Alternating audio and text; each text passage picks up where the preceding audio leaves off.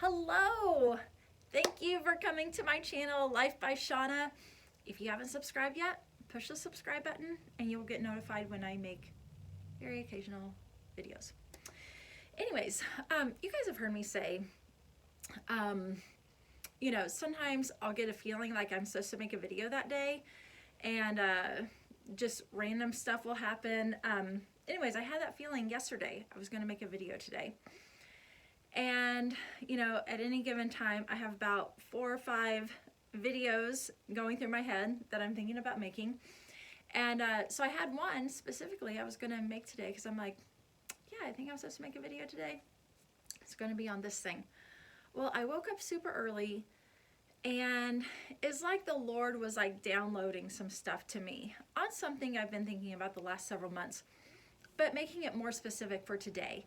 And I'm like, that is, I guess, what I'm supposed to share today, not the other. So the other will be coming another time. Anyways, it's the subject of tithing and giving. Before you tune this out, because I know, especially if you've been raised in the church, you go to church a lot, you're like, oh, I know this. I'm going to be sharing some stuff that might come from a different angle. It's not about if you should tithe or if you should give. I'm just going to be sharing some stuff that my husband and I, TJ, we've kind of, upon some reading and different talks and stuff, have some maybe other ideas about it that you might find of interest or help that could be a blessing to you and maybe to people you know. So anyway, so I'll get into it. For me, I was raised in church. My parents always tithed. It was like a thing.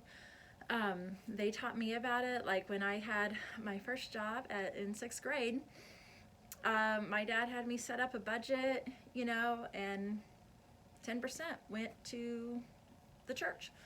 At the time I had my own phone in 6th grade, like plug-in phone, old school, and some other things. So I'm sorry, I said 10% went to the church. I think I sponsored a child in compassion. That's what I did. Anyways,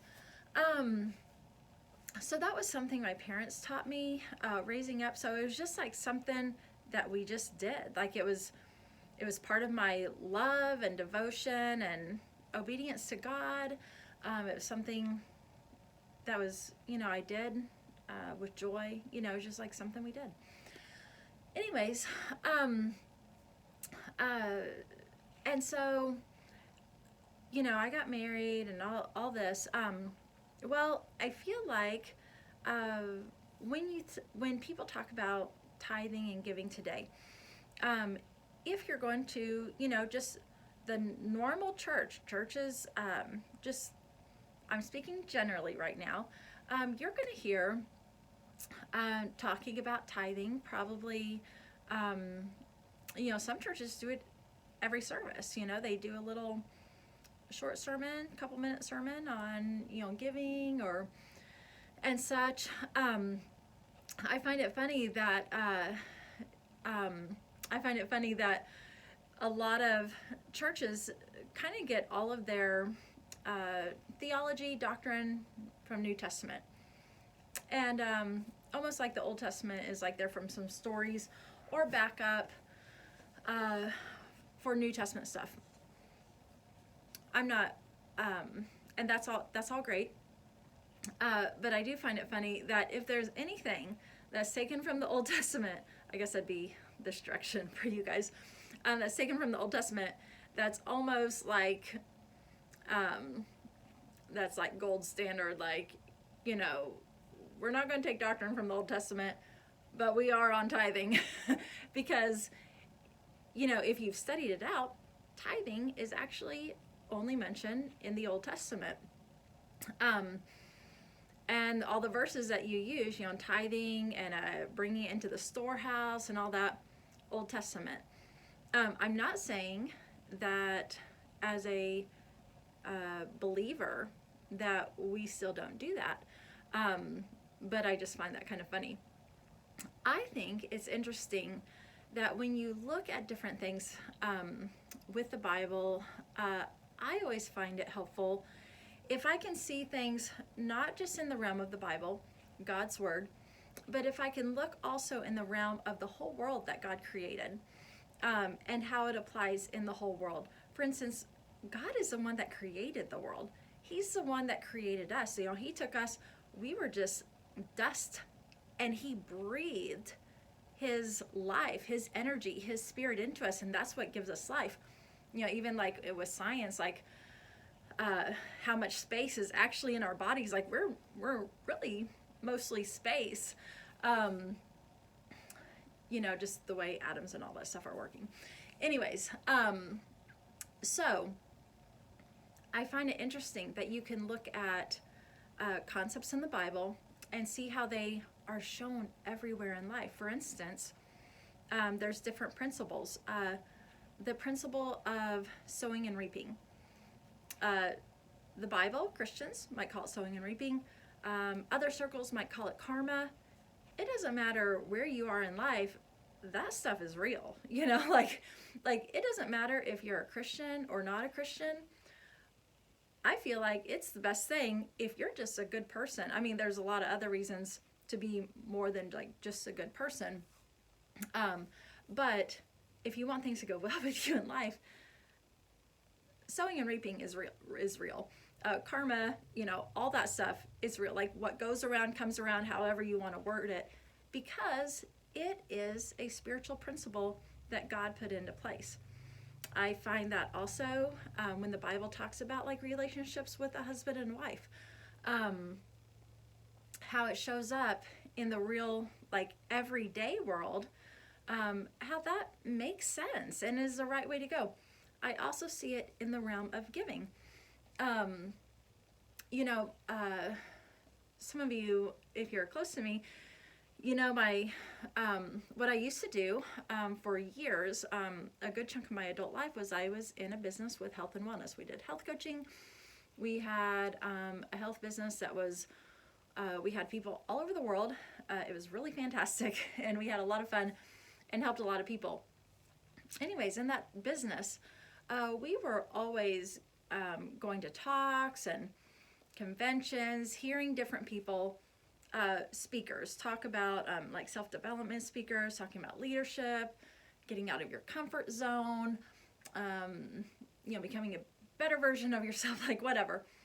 You hear these people speaking and they're from all walks of life, all religious aspects, and though they may be speaking on something of like self-development or being better at this or even budgeting, like all sorts of stuff. Of course, who they are as a person, what they believe on a deeper level is going to come out in just talks. I mean, it would with me, you know, life experience and everything. So I found it interesting that with some of these people that you might, like if you were to put someone in a category or like a label, like this is kind of the general realm of how this person believes, like people who you might label like New Age or whatever. I found it interesting that several of these people talked about the concept of giving 10% of their income. Not just like, oh, I get some money, it's Christmas time, I'm going to give some money to this group or whatever. But just as a general, like money comes in, money goes out. And how that has to do with the whole energetic, spiritual concept of when you're holding like everything so close, like if you're holding like a death grip on all the money that comes in, whether you're wanting to like spend it frivolously or whatever, but you're spending it all on yourself, it's like a death grip. The energy around that is decay and like shriveling up, selfishness, all of that is like this. If you operate in life with open hands and like, yes, could I use all the money that comes into my house? Yes. But instead have an open hands where it's like, as money comes in, I'm going to give money too. It's a different aspect. It's a different spiritually, energetically, however you want to word it, it's going to produce different things. And so I find it interesting that from all walks of life, people talk about this 10%. If I look at the whole Bible as like more of a whole book, you know, you can look at, because, you know, you hear, I love talking about the Bible, different ways of viewing things. And, you know, people might talk about this. They're like, well, actually, you know, those talks about tithing is only in the Old Testament. What does New Testament or New Covenant giving look like? Because actually, if you look in the New Testament, there's lots of giving. In fact, if you know, like in Acts, there was so much of that taking place that they had to bring more people into leadership because the disciples who were supposed to be doing the teaching and preaching were spending so much of their time helping care for the widows and orphans that they needed to give some of that responsibility to someone else so they could do what they were supposed to do. So in the New Testament, you hear a lot about giving. It's like people in need. And so, but I've heard people say like, well, you know, that's like kind of Old Testament, you know, tithing, 10%. Like, where do we see that now? If you look at things a little more holistically and look at even before all this, let's see, I guess it's on this side for you guys. There's a story of Melchizedek in the Old Testament. Abraham, pre-law, pre all the stuff, pre-commandments, Abraham meets this priest, and the priest is kind of a different story. He says he's a priest forever, and that it's almost like a foreshadowing. People call him like a foreshadowing of Christ. Abraham met him and actually gave 10% of everything he owned to this priest. And so I look at that like, it doesn't matter if the whole concept of tithing 10%, all that stuff is like, I only see that specific in the Old Testament. There's something that's bigger that's going on. You see it before everything happened with Abraham doing it to Melchizedek. You see it, you know, talked about in the Bible with like bringing it into the storehouse. And then you see it in the New Testament about them, you know, helping the poor and helping the needy.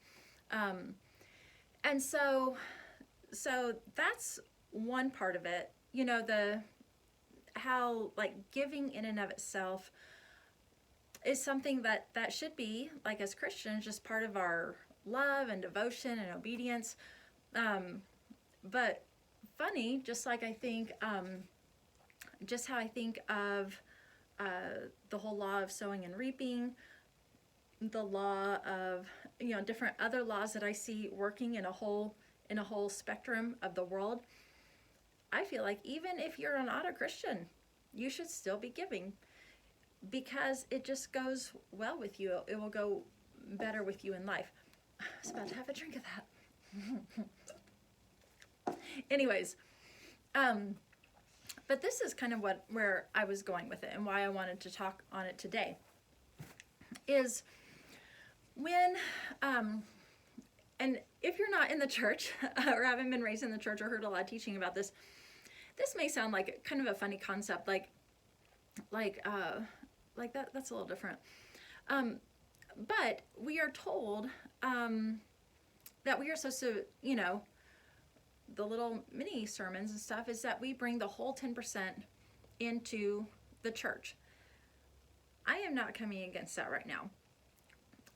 I do believe that if you're getting fed, wherever you're getting fed, you should be tithing to that place. If they are teaching your kids, if they're teaching you, a workman is worth his hire. Like, you give money to them. It's like how everything works. At the same time, there are people that are put in our life that the church as a whole may not know about.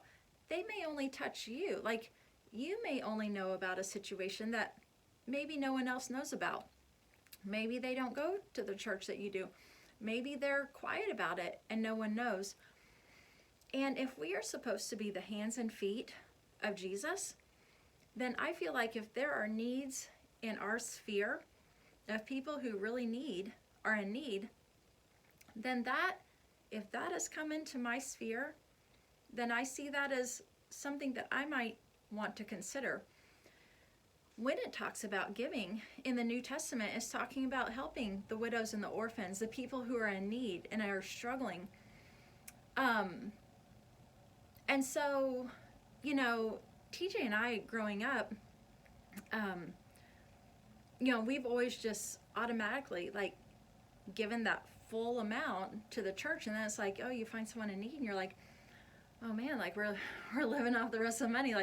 Can we put together something to help someone else? When if you look at it, the thing of more holistically, and what the New Testament says about giving and taking care of others and being the hands and feet of Jesus, wouldn't that mean that the amount that you are setting aside to give can go to help those people too? And not feeling like you're guilt around it. I know that sounds a little weird, and maybe not everyone can relate to what I'm saying, but if you're always taught that everything has to go to the church, and then the people that are around you that are in need, you're just like, well, hopefully the church sees it, or maybe I can put together some extra to help them, then I don't feel like that's really taking what God has put in his word. If we have, where it says someone comes and they have need of something, you don't just send them off and be like, okay, I hope you do good. If you have it, you provide it, And so, so I guess I just wanted to share that because there have been situations, you don't have to feel guilty or like you're not doing what God has commanded by, yes, giving where you're being fed, but also giving where you see the need. When I was single, I wasn't like a widow per se, but I was in a situation that I was on my own. I had kids to take care of. It was all on me. Everything was on me. And I'm still trying to do what I feel called to do by being a mother, first off, and homeschooling my kids. I feel very passionate and convinced that that is what I'm supposed to do with my kids. This time in my life, I've done it with all my kids. So how was I able to do that and then suddenly get a job and work and provide for all the bills and homeschool and all this stuff? There were some hard times. There was at one point, my car was breaking down literally every month. My brother had to come pick me up on the side of the road several times with his trailer. There were times that I would have bills from all sorts of places, plus co-op bills, which I know people don't think of homeschooling as costly. Of course, you have books and all that stuff, but we go to a homeschool educational program that, as the kids get older, it gets more expensive times 4, that I had in the house. And, for a single mom is a lot. It was a lot. And I remember praying. I'm like, God, you're going to have to help me with this because all these bills are due. How am I going to do it? There wasn't enough. And somehow I'm doing it all and I'm just writing the checks. Of course, not writing hot checks, okay. But somehow it all works out where it was a Wednesday night. Everything got paid. I had $1.52 or 23. It was $1 and some change in my bank account. All the money I had, $1 something. I was so excited. I wasn't that didn't stress me out at all because I'm like, oh my gosh, I had all these bills. I was able to pay them all, and I was super excited about it. This was not something, though people may hear my story on the backside or as I go through, and I've been trying to be faithful to share my journey and not worry about like waiting to the end. When it comes to stuff like that, I wouldn't get like that detailed about sharing stuff like that, except with maybe a couple close friends, like really close. And I remember I told one of my friends, who was just like one of my best friends, and like we could talk about anything. He kind of took me on as like I knew he kind of looked after me. He looked after my daughter, one of my older daughters, and just a great friend. And I'm telling him, because I'm like, this is a testimony. I have all these bills and all this stuff, and oh my gosh, I did it. You know, God did it. But like I did it too. You know, like yay. And he suddenly gets all stressed out. He's like, oh my gosh, like you only have like $1 something to your name. How are you not freaking out? He's like, I'm starting to get a little upset about this. I'm like, you know, hey, like this was a testimony. Like I got it all paid. Anyways, he ended up sending me a letter a few days later and wrote me a check and like gave me some money. Wasn't expecting it. I certainly wasn't telling him it because like I like to be self-sufficient. But what a blessing that was in my life. And you know, that happened a few different times, you know, from different people, or from random people. And I'm telling you, like that time in my life, wow. There were some hard times. But God, you know, he blessed my business. He blessed the work of my hands. I was able to, things just worked out. And then at certain times, people would, you know, sometimes people would help me. And that was a hard time in my life, but God got me through. And it wasn't just on my own. And so I'm saying that, that as, especially since this is like the holiday season, things are tighter for people. There's more expenses this time of year. To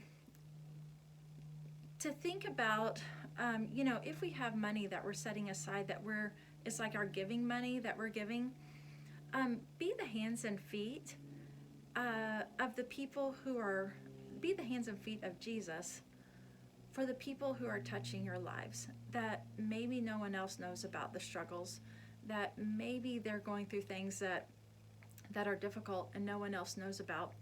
And not to feel, again, I'm sorry if this sounds a little funny coming from someone who hasn't been in this mindset, but you know, but not to feel guilty about using that money that you've set aside as your devotion, your love and service to God, to give to those people in need in front of your face, the people that you're touching, that God has put in your life.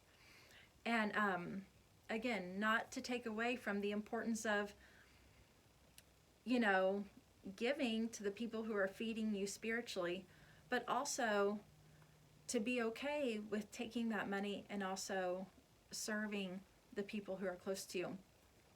Another thing on that note, the Bible talks about giving in secret, you know, and then that's, God sees what you do in secret and he rewards you. Doing it, you know, when people know, shouting about it, I gave this to this or whatever, the Bible says like that's already, like you already got your reward, you know. And if you think about it from like from a spiritual, energetic way, you putting money out but saying, hello, this is what I did, that's like attaching itself. Like, does that make sense? Like, it's attaching itself to that you put in. It's like, okay, they got their reward. When we do it where only God sees, we're not doing it for man's favor, for man looking down on us and being like, oh, you are so great or whatever. We're doing it as our devotion to God, and God sees it, and what you do in secret, he will reward you later. So because it's that whole thing of sowing and reaping, it works with money, it works with our love, it works with our time, it works with all the things. So you can't outgive God. God always blesses more than you put in. That's all I have for today. I hope this blesses some people out there, and maybe gives some freedom to when you see those needs and you only have the amount set aside that you do, that you can use that to help those people that are close, that need that. So love you guys, and I'll talk to you soon.